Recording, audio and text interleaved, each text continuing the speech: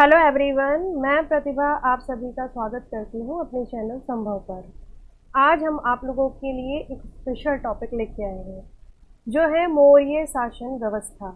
यानी जो मौर्य काल की शासन व्यवस्था थी वो वर्तमान शासन व्यवस्था की नींव थी। किस प्रकार से, आइए समझते हैं।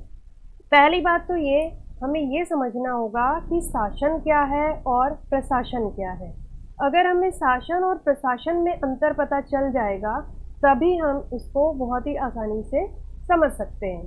तो शासन क्या है, हम प्राचीन काल से ही देखते हुए आ रहे हैं। एंशियंट इंडिया में भी क्या था कि कोई ना कोई एक राजा होता था जो पूरे अपने भू क्षेत्र को और वहाँ के व्यक्तियों की आवश्यकताओं को, हर चीज़ को मतलब ध्यान में रखता था। तो वो क्या करता था, शासन करता था। यानी आप ये मान के चलिए कि एक निश्चित भू क्षेत्र को जो गवर्न करेगा वो क्या होगा, वहाँ का शासक होगा। और इसी व्यवस्था को हम क्या बोलते हैं, शासन यानी गवर्नेंस। वैसे ही अब आप मान के चलिए कि इतना बड़ा कोई भी भू क्षेत्र है, कोई भी एक देश है, उसमें अकेला राजा तो कुछ नहीं कर सकता है, या उसका छोटा सा मंत्री परिषद भी होगा तो वो भी कुछ नहीं कर सकता है। हर लेवल पे छोटे छोटे अधिकारी हम लोगों को चाहिए होते हैं। तो वो जो अधिकारी होंगे, यानी जो डिस्ट्रिक्ट लेवल पे होगा या सिटी में होंगे, हर क्षेत्र में जो वहाँ की व्यवस्था संभालने वाले अधिकारी होंगे उन्हें हम बोलते हैं प्रशासक। यानी वो क्या होगा, हमारा प्रशासन यानी एडमिनिस्ट्रेशन। तो ये छोटा सा अंतर है शासन और प्रशासन में। यानी जो प्रशासन है वो शासन के अंतर्गत एक महत्वपूर्ण अंग है जो कि वहाँ की व्यवस्थाएं बनाने में सहायक होता है। सारी व्यवस्थाएं, अब मान लो चोरी हो गई, कहीं दंगे हो गए, तो उन्हें संभालने के लिए कौन आएगा, पुलिस आएगी। वहाँ के जो लोकल अधिकारी होंगे वो आएंगे। तो वो किसके अंतर्गत आएंगे, वो आएंगे प्रशासन के अंतर्गत। तो अब हम देखते हैं कि मौर्य काल का जो शासन व्यवस्था थी और प्रशासन व्यवस्था थी वो किस प्रकार की थी। जो मौर्य शासन व्यवस्था है उसमें इन्होंने अलग अलग क्षेत्रों में उसको विभक्त किया हुआ था। वहीं जो रिस्पॉन्सिबल एक तरीके से अधिकारी थे वो कौन कौन थे और उन लोगों को क्या क्या कर्तव्य दिए गए थे, यही हम समझने वाले हैं। तो अगर क्षेत्र विभाजन की हम बात करते हैं तो क्षेत्र विभाजन में पूरा देश जो था वो एक साम्राज्य के अंतर्गत आता था। उस साम्राज्य का जो सबसे जिम्मेदार व्यक्ति होता था वो होता था राजा। और राजा का पद क्या था, वो था वंशानुगत। वंशानुगत मीन्स पिता के बाद उसका पुत्र, फिर उसका पुत्र और उसका पुत्र, इस तरीके से वो शासन करते थे। अब इनका कर्तव्य क्या था, इनका कर्तव्य था कि वो आंतरिक एवं बाह्य आक्रमण से वहाँ की जनता को बचाते थे। यानी सामरिक दृष्टिकोण से अपनी जनता की रक्षा करते थे। साम्राज्य का एक दूसरा अंग था मंत्री परिषद। यानी राजा को सलाह देने के लिए एक मंत्री परिषद रखी गई थी जो अलग अलग विभागों को देखते थे, अलग अलग विभागों को हैंडल करते थे। फिर साम्राज्य को एक छोटी इकाई में बांटा गया था जिसे प्रांत बोलते थे, जैसे अभी हमारे स्टेट्स हैं। इनका जो हेड होता था वो था राज्यपाल। राज्यपाल कौन होता था, राज्यपाल राजवंश से ही कोई ना कोई व्यक्ति होता था। जैसे राजकुमार हो गए या राजा के कोई और रिलेटिव्स हो गए, वो कौन बना दिए जाते थे, राज्यपाल, जो प्रांत को संभालते थे।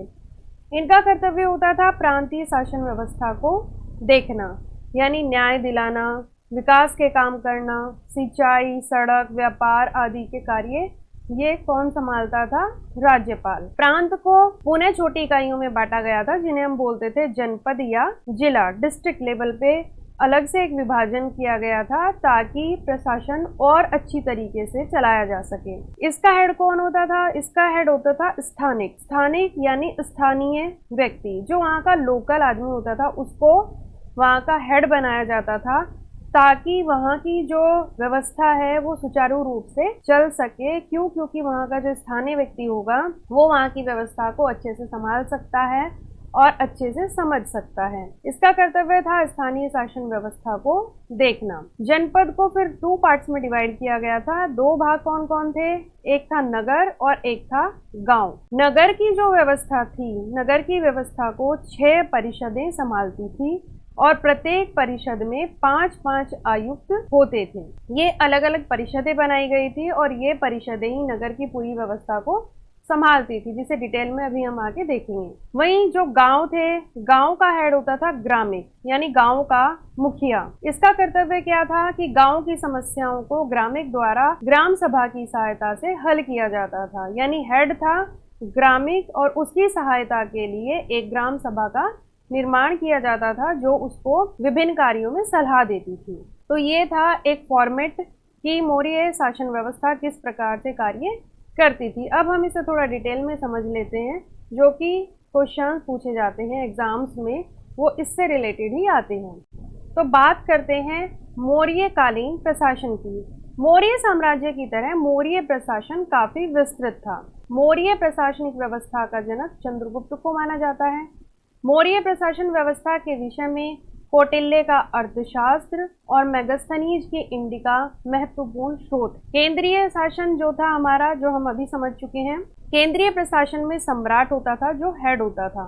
मौर्य प्रशासन केंद्रीय राजतंत्रात्मक प्रशासन था जिसके केंद्र में सम्राट होता था।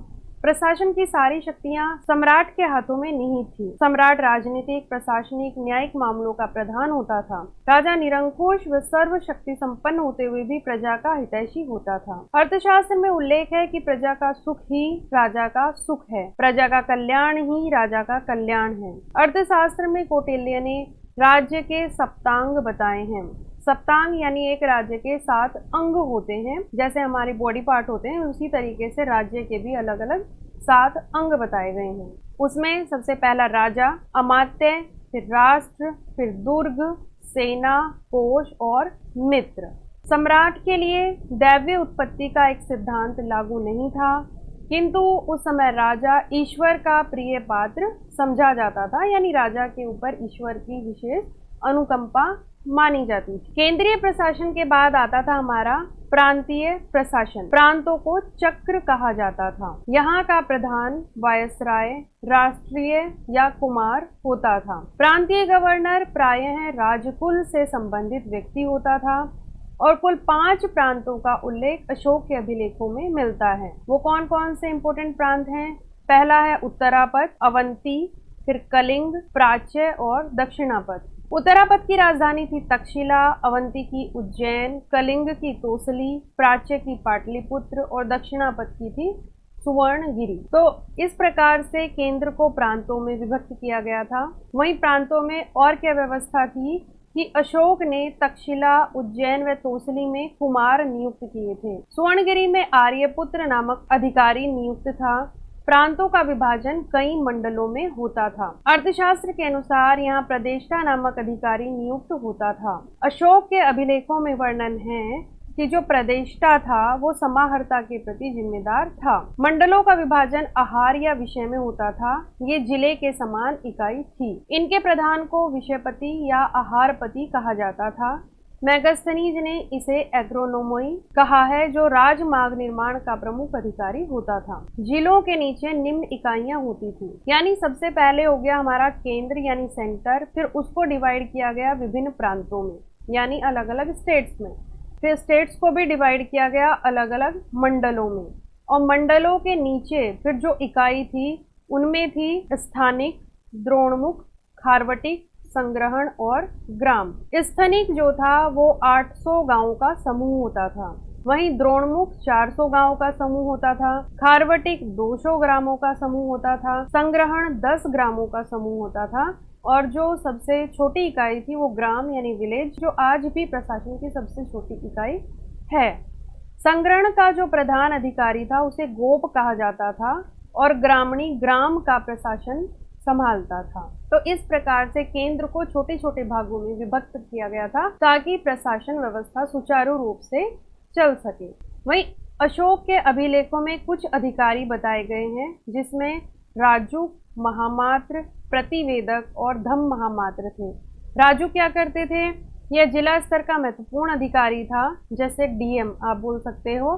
राजुक मूलतः रज्जुक शब्द का रूपांतरण है, जो मूलतः भू राजस्व तथा भूमि मापन से जुड़ा हुआ अधिकारी था। महामात्र ये उत्तराधिकारी होते थे जो कुमारों, आर्यपुत्रों, प्रांतीय वायसराय की सहायता के लिए नियुक्त किए जाते थे। प्रतिवेदक सामान्यतः प्रजा की गतिविधियों की सूचना का गोपनीय प्रतिवेदन सम्राट के समक्ष प्रस्तुत करते थे। धम्म महामात्र ये अशोक की धम्म नीति के प्रसार हेतु अधिकारी बनाए गए थे।